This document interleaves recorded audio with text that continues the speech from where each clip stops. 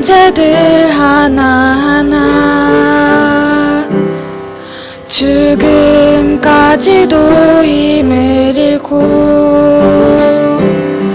생명의 근원 되신 예수 이름 앞에 모든 권세들 굴복하네. 예수 이름 높이세 내 모든 이름 예수 이름 높이세 구원의 그 이름 예수 이름을 부르는 자 예수 이름을 믿는 자 예수 이름 앞에 나오는 자 복이구나.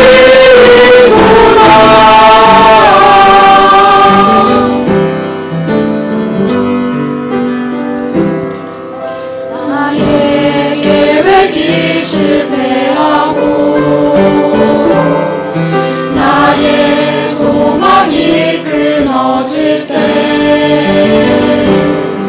삶의 주관자 되신 그분 앞에 나의 무릎을 꿇어 경배하네. 나의 삶을 그분께 맡길 때 비로소 나의 마음 평안해. 구원의 반석 되신 예수의 이름에 소리 높여 찬송하네. 예수 이름 높이세 내 벽의 그 이름 예수 이름 높이세 구원의 그 이름 예수 이름을 부르는 자 예수 이름을 믿는 자 예수 이름 앞에 나오는 자 복이구나.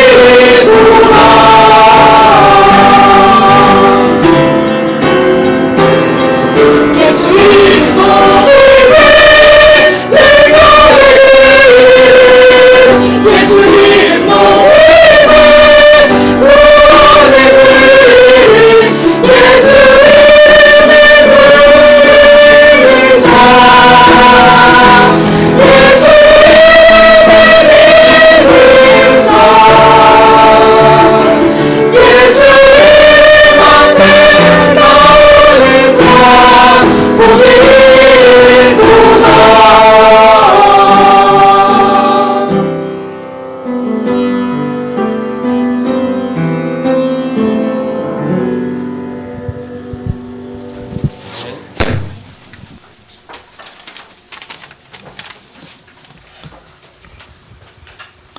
일 1절 말씀에 보면 그날에 여호와께서 그의 견고하고 크고 강한 칼로 날린 뱀 리워야단 곧 꼬불꼬불한 뱀 리워야단을 벌하시며 바다에 있는 용을 죽이시리라. 뱀, 용, 또 리워야단 그런 것이 나오죠. 그래서 제목을 무너질 사단 권세다 그런 제목으로 하나님 말씀을 함께 나누고자 합니다. 지난 주간에는 신실하신 그리스도란 제목으로 말씀 주셨습니다. 그래서 우리는 이런 일 저런 일에 흔들리고 또 여기 무너지고 저기 무너지고 생각이 수시로 바뀌기도 하고 우리 자신은 부족하지만 그러나 전능하신 하나님은 약속을 반드시 지키시며 그 말씀 속에 우리를 신실하신 그리스도 보내셔서 우리의 구원을 이루시고 십자가에서 완성하시고 지금도 성령으로 우리 안에 내주하시고 역사하시고 인도하신다 하셨습니다. 그렇다면 우리는 신실하신 그리스도 붙잡고 참된 그릇 세 가지를 준비하라 그랬죠. 교회 그릇, 중직자 그릇, 현장 그릇. 그러면 성경에 있는 전도 준비하라 그랬습니다. 성경적인 전도운동이죠. 그래서 받은 축복 갖고 미래를 준비하라. 렘넌트 세우고 3기업 준비하고 3제자 세우는 그런 중요한 축복들이라는 말씀 주셨습니다. 오늘 말씀해 보니까 그날에 하나님께서 칼로 대적자 리오야단을 벌하시고 죽이실 것이다. 이렇게 리오야단이다 나오는데, 그 리오야단은 히브리어입니다. 리우야탄 이렇게 발음이 되는데 그것을 음역한 것입니다. 그래서 리오야단. 그 뜻은 강한 뱀, 크고 강한 뱀, 그리고 괴물, 악어를 말할 때 리우야탄 이렇게 말합니다. 성경에 몇 군데 나와요. 여기 리오야단 이렇게 나오는데 욥기서에도 나오고요. 그 힘 어마어마한 표현을 하잖아요. 이렇게 악어의 힘을 받느냐 이렇게 나오잖아요. 이렇게 어마어마한 힘, 그게 리우야탄 그런 단어입니다. 그래서 그것은 성경적으로 볼 때 언약을 방해하는 하나의 아수르, 또 바벨론, 애굽, 이스라엘을 늘 괴롭혔던 그런 어마어마한 세력을 말하는데, 우리는 영적인 눈으로 그것을 보게 되죠. 이렇게 영적인 눈으로 보면 그것이 바로 요한복음 16장 11절에 바로 세상 임금 마귀 임금 노릇하는 이 사단 마귀다. 그렇게 볼 수가 있습니다. 깊이 영적으로 들어가 보면 애굽을 통해서 이스라엘을 방해하고 아수르를 통해서 바벨론을 통해서 방해한 그 속에서 깊이 역사한 그 사단을 우리가 볼 수 있어야 되죠. 바로 하나님은 이 사단 권세를 무너뜨릴 것이다. 그런 내용이죠. 그래서 제목을 무너질 사단 권세다. 그렇게 말씀의 제목을 정했습니다. 우리가 신앙생활 하면서 제일 처음에는 은혜 받고 심었고 또 뭔가 이렇게 막 열심히 해요. 그 한두 주는 또 넘어가고 처음 신앙생활 때 합니다. 그러다가 이제는 금방 이제는 공경이 옵니다. 공격이. 어떤 공격이 오냐. 환경의 어려움, 또 마음의 갈등들, 여러 사람 얘기 듣고 막 하다 보면 막 흔들려요. 그런데 그거는 우리가 착각하기 쉽습니다. 내가 왜 예수 믿고 났는데 왜 이런 막 어려움이 오냐. 또 이런 게 막 자꾸 닥치냐. 하나님이시라면서 왜 이런 문제를 주느냐 그러죠. 하나님이 그 문제를 주는 게 아니고 사단이 방해하는 것입니다. 내가 예수 믿고 나니까 사단이 방해하는데, 그럼 처음에는 왜 그게 문제가 안 왔느냐. 하나님이 특별하게 막아주다가 이제는 우리를 튼튼하게 기르기 위해서, 쉽게 말하면 면역주사 맞듯이 이제는 세상에다 좀 내어서 키워야지 애들이 좀 강하게 크잖아요. 그것처럼 좀 하나님이 조금 이렇게 안 막아주는 겁니다. 그러면 조금만 문제 오면 우리는 막 그것 때문에 막 흔들리거든요. 이렇게. 그러면서 왜 하나님이 이런 문제를 주셔서 나를 이렇게 정말 이렇게 괴롭히냐는데, 하나님이 준 게 아니고 사단이 우리를 공격하는 거예요. 그래서 예수님께서 늘 그 말씀하신 것입니다. 너희 대적 마귀가 너희를 늘 공격하는 대적이 있다. 그 늘 기억해야 된다. 그렇지 않으면 여기에 늘 평생 속습니다. 왜 하나님이 이런 어려움을 주셨을까? 왜 하나님이 이런 고통을 주셨을까? 하나님도 무심하시지. 그러면서 그러면서 그 깨닫지 못하는 겁니다. 그러니까 두 번 당하는 것이죠. 사단한테 당하면서 하나님이 나에게 그걸 준 줄 알고 당하는 것이죠. 사단은 늘 우리의 대적자다. 세상 임금 마귀 노릇하는 것. 마귀가 세상 임금 노릇하는 것이다. 그래서 우리는 사단의 정체를 잘 알아야 됩니다. 우리를 끊임없이 속입니다.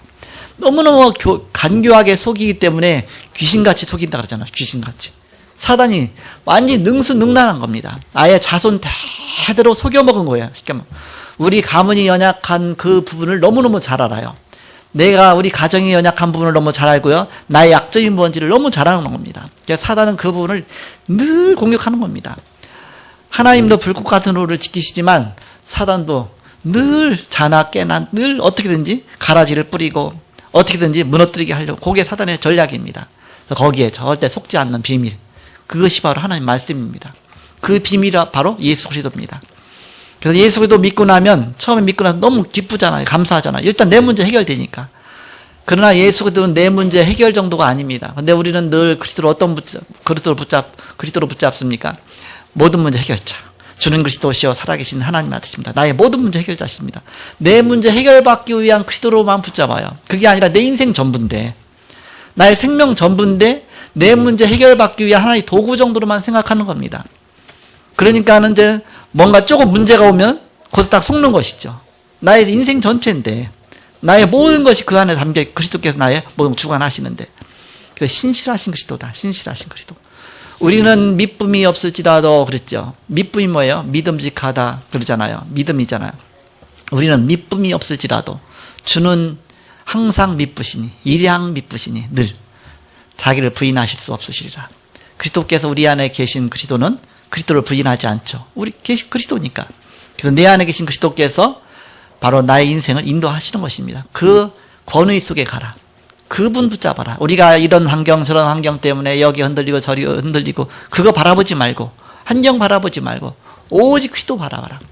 그래서 여호수아에게 모세를 뒤를 이어서 여호수아에게 너는 자루나 우루나 치우치지 말라. 하나님 말씀 붙잡고 언약 붙잡고 나가라. 하나님이 너와 함께 하시니까.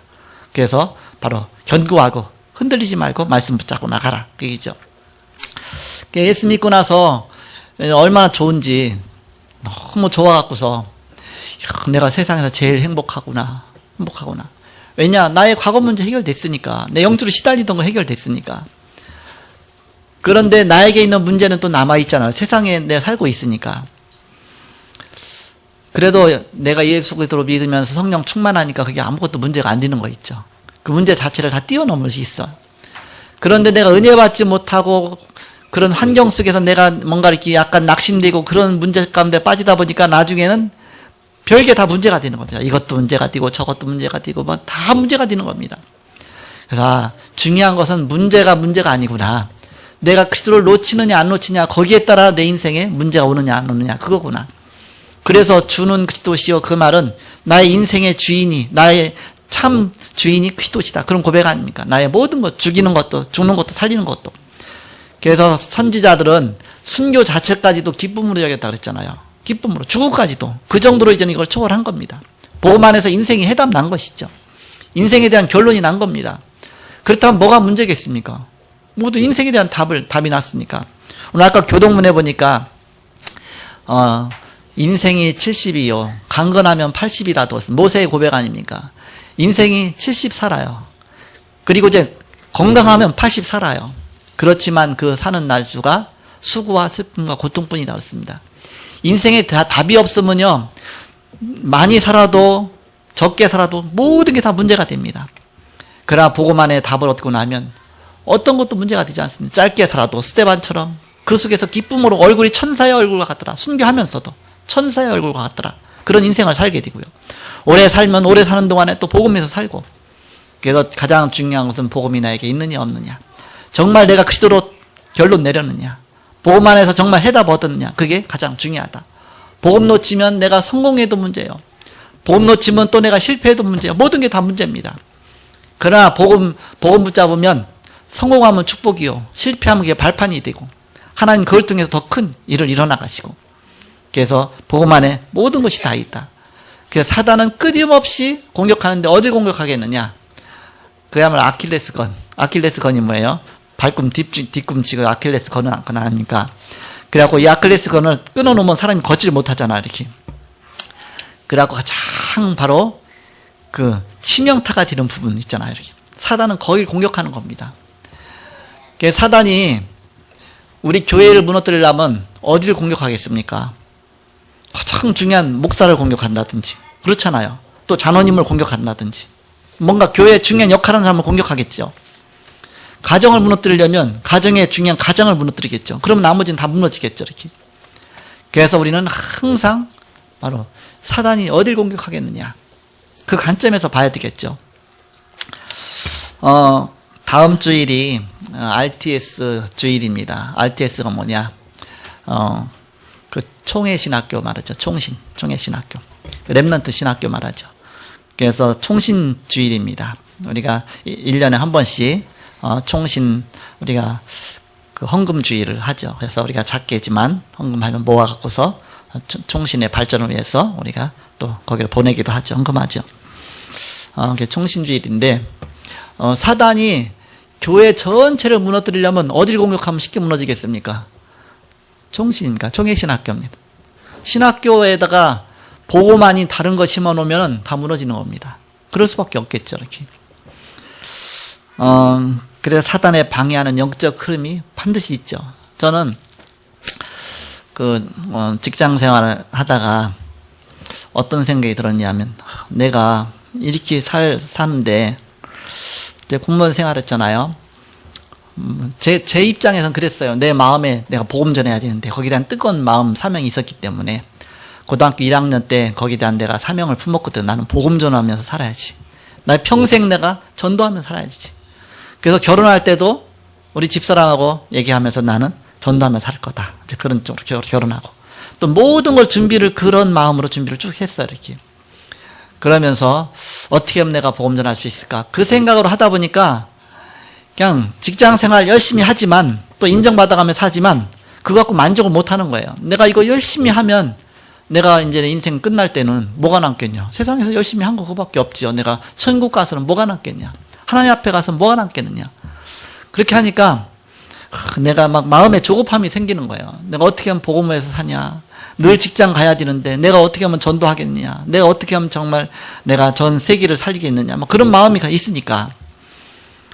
게다가 이제 갈등이 생기는 거예요. 내가 이렇게 살다가 이제 60세 되고 나중에 정년퇴직하고 쭉 하면 뭐가 남겠냐?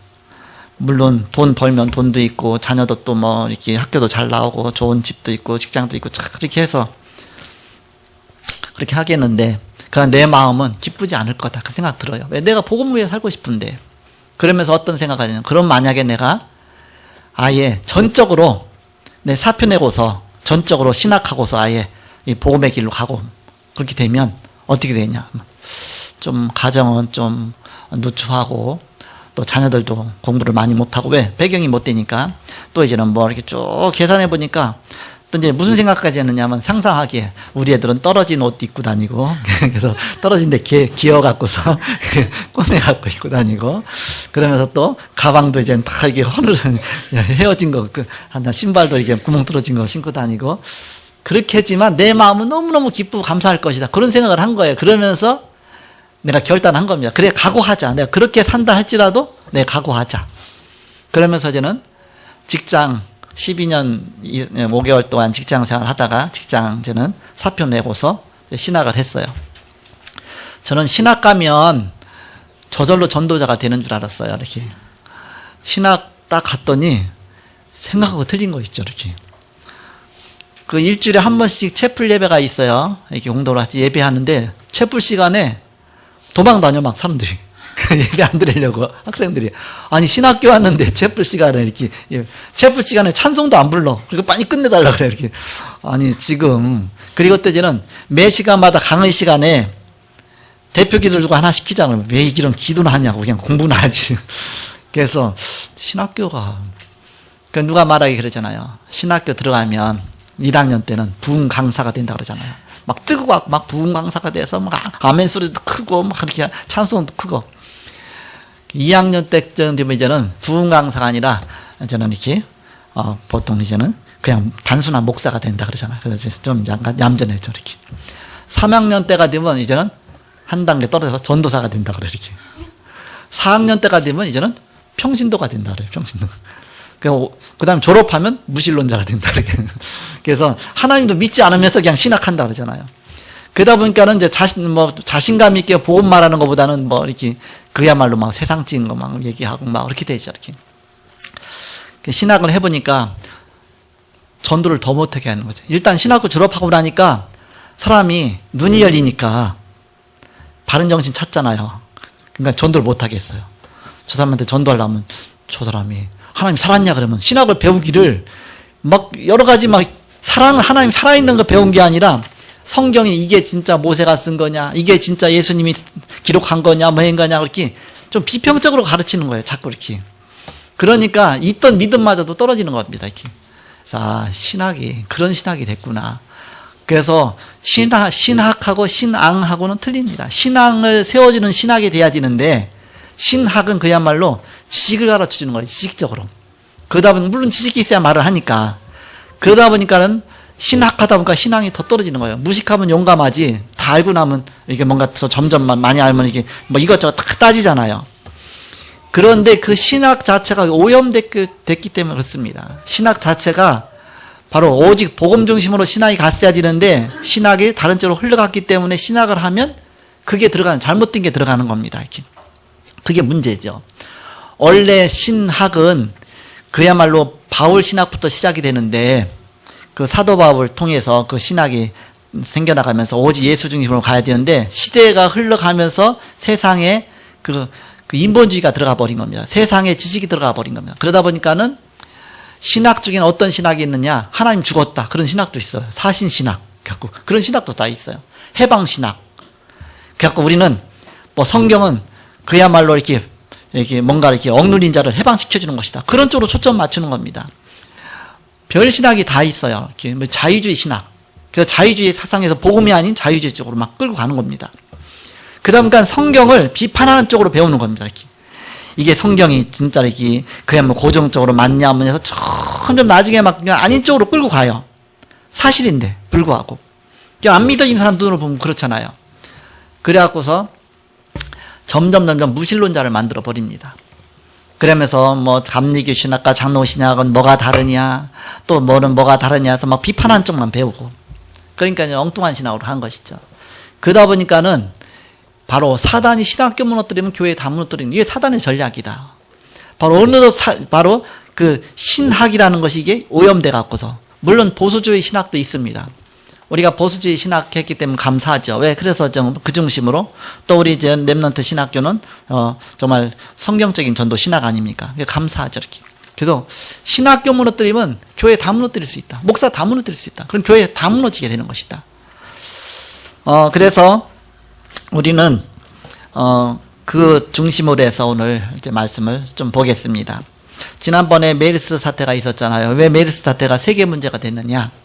자꾸 번지기 때문에 그렇죠. 그러니까 오염이 잘못된 게 뭔가 이렇게 전염병이 오면 그게 전체 다 다 퍼지잖아요.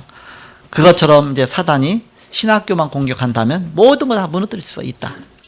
다 무너지는 것이죠. 잘못된 사상 심으니까. 대다수의 신학이 교권화되어지고 교리화되어지고 그거 갖다 그냥 정제용으로만 사용하고, 다락방은 이단이다 그래갖고서 잘못된 신학 갖고 그 잣대 갖고서 다락방 이단이라고 해서 모르는 겁니다. 그런데 지금 와서는 그게 또 밝혀지잖아요. 왜? 하나님의 진리는 밝혀지니까 이게 성경적이구나.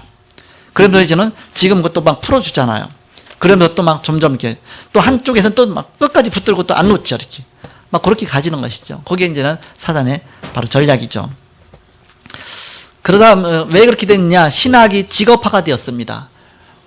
저 다락방이 잘 일어나면, 복음운동 일어나면 우리 교회 사람들이 다 무너지죠. 다 그쪽으로 가니까. 그러니까 어떻게 막겠느냐. 그러다 보니까 정치적으로 이제는 자꾸 막 이단시 하는 겁니다. 성경적으로 봐야 되는데, 그게 하나의 직업화가 된 것이죠. 이렇게. 특히 선교사들이 어려움 많이 당하죠. 왜냐? 해외 교회에서는 교민들이 숫자가 한정되어 있잖아요. 그러니까 저쪽 교회로 가면 이쪽 교회가 아무래도 피해 보잖아요. 그러니까 서로 이제는 교회에서 막 이렇게, 그러니까는 뭔가 사람들에게 잘 보이게 하려고 교회에서 별 프로그램을 다 갖다 하는 겁니다. 지금 우리나라도 마찬가지잖아요. 큰 교회일수록 별걸 다 많이 하잖아요. 막 노인대학도 하고 바자회도 하고 뭐다가 막 큰 이 프로그램 해갖고 사람들을 어떻게든 끌어모으려고 하잖아요. 성경적인 복음 중심이 아니라 어떤 뭔가 이렇게 현혹시켜갖고 하려고 그렇게 하죠. 복음이어야 되는데, 그러니까 점점 이제는 복음 아닌 쪽으로 가게 되는 것이죠.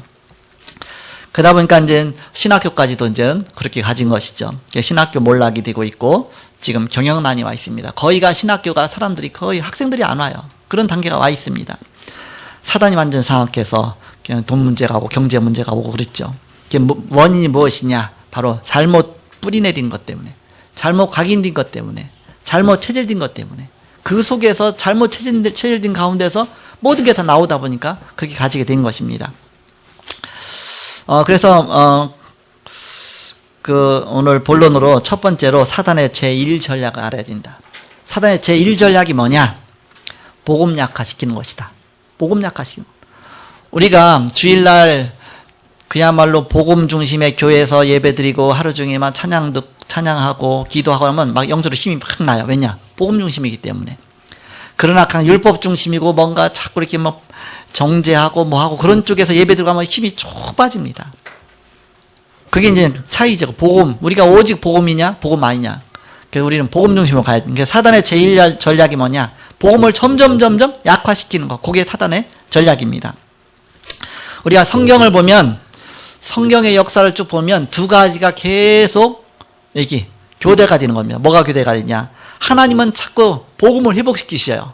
중요한 사람들을 일으키셔서, 복음 깨달은 사람을 일으키셔서 복음을 일으키시죠. 그렇게 하면 사단은 또 여러 가지 통해서 그 복음을 자꾸 무너뜨립니다. 이것이 두 가지가 자꾸 이렇게 교대로 반복되는 그것이 성경 역사입니다. 그래서 7명의 렘넌트들이 이 복음 앞에 쓰인 사람들이잖아요. 뭐 모세라든지 요셉, 뭐 요셉이라든지 모세라든지 뭐 사무엘, 다윗, 다 그런 사람들이 이 복음의 사람들이었습니다. 그런 사람들을 통해서 시대를 살리는데 그 이후 시대는 또 자꾸 사라지죠. 이것이 계속 반복되는 것이 그게 성경의 역사다. 그 중에 교회사 보면 중세 천주교 시대에서는 복음을 굉장히 약화시켰어요. 구원까지도 그 면죄부, 속죄표를 사야 구원받는다고 그 정도로 복음을 약화시킨 겁니다. 그때 나타난 인물이 마틴 루터 아닙니까? 바로 한마디로 복음을면 다 된다. 오직 의인은 믿음으로만 사는 것이지 어떤 행위 갖고 되는 것이 아니다. 그래서 바로 오직 믿음, 그렇게죠. 바로 우리는 앞으로 미래를 보면 앞으로 점점점 신학이 복음 없는 단체가 되어져 가고 있다. 그런 걸 우리가 볼 수가 있죠. 왜? 사단이 마지막 때가 될수록 사단이 더 역사하니까 그럴 수밖에 없죠. 그래서 우리는 두 번째로 신학의 본질을 회복해야 됩니다. 신학의 본질. 먼저 우리는 잘못 각인된 거 치워야 되죠. 그래서 새로운 것으로 각인해야 됩니다. 그래서 저는 어떤 생각까지 했느냐면 내가 지금 이제 어렸을 때 신앙생활 하면서 성경을 굉장히 많이 읽었어요. 저는 혼자 그냥 성경을 많이 읽으면서 성경 속에서 은혜 받고 심무 얻고 그냥 성경 자체 읽는 것만 해도 내가 얼마나 은혜가 되는지 몰라요. 그러면서 이 성경 요대로 있는 교회가 없을까 그 생각이 드는 거예요. 교회 가보면 아니거든 이렇게. 그냥 내 눈으로 봐도 아니야. 왜? 성경에 쭉 읽어보니까 성경하고 너무 많이 달라 있어. 성경 그대로 세워진 교회가 없어. 그러면 사람들이 이미 오염된 생각이 있기 때문에 잘못된 그런 전통과 그런 게 있기 때문에 그게 안 될 것이다. 그러면 아예 어린애기를 이렇게 태어나서 아예 무인도다 갖다 놓고 거기서 성경만 줘갖고서 이렇게 좀 배워서 하면 오염되지 않아. 심지어 그 정도 이게 어린아이 같은 생각이었죠. 이렇게 그 정도 생각했는데 우리는 잘못 각인인 거, 잘못 뿌리는 거, 그것 때문에 자꾸 이제는 속는 겁니다. 사단이 그것하고 소리를 속이는 것이죠. 그래서 7 재앙 시대가 있지 않습니까? 애굽 재앙, 블레셋 재앙, 아람, 아수르, 바벨론, 로마, 그 나라 없이 유리 방황하고 그런 7 재앙. 그걸 깊이 보고서 여기에 답은 오직 그리스도. 깊이 보면 답이 보이게 되죠. 아, 사단이 이렇게 속였구나. 이렇게 무너뜨렸구나. 그 복음이 없어서 결국 무너졌구나. 결국 답은 그리스도구나. 정말 그리스도 붙잡지 않으면 어느 날 그리스도 중심이 아니면 어느 날 다른 거에 속아갖고 딱 무너지는 것이다. 그러나 우리가 오직 예수 그리스도 붙잡으면 우리는 어떤 문제가 와도 흔들리지 않는구나. 바로 우리는 늘 그것으로 답을 줘야 되죠. 그래서 뿌리를 치유하고 새로운 말씀으로 이제 뿌리를 내려야 되고요.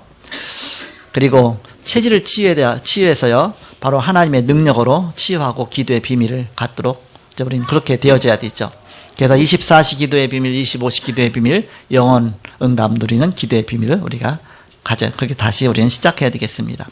자, 마지막 세 번째입니다. 우리는 이제는 신학의 흐름을 바꿔야 된다. 신학의 흐름.